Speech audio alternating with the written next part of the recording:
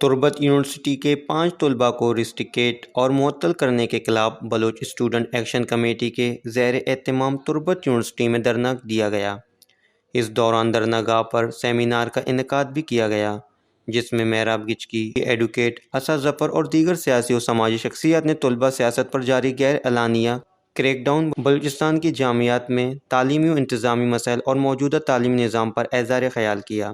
Seminar میں تقاریر، panel discussion اور ایک ڈرامہ بھی پیش کیا گیا، جبکہ بساک کے رہنماؤں نے ایک بریفنگ میں بتایا کہ یونیورسٹی کے طلباء نوروز بلوچ، عاقل بلوچ، نسرین بلوچ، سعدیہ بلوچ اور مزمل بلوچ کو نامنیات ڈسپلن کے آڑ میں یونیورسٹی سے فارغ کیا گیا،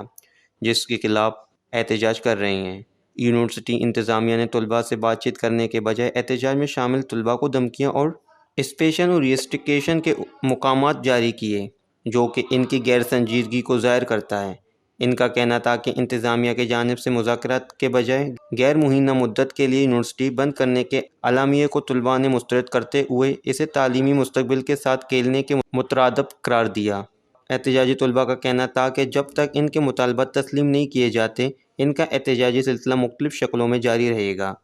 تاہم یونیورسٹی کے بندش کے باعث فی الحال دھرنا منسوخ کر دیا گیا ہے،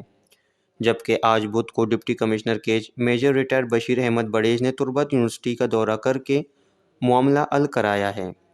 جبکہ بساک کے رہنماؤں نے کہا کہ اگر مسئلہ حل نہیں ہوا تو یونیورسٹی کھلتے ہی احتجاج جاری رکھیں گے۔ وش نیوز کیج۔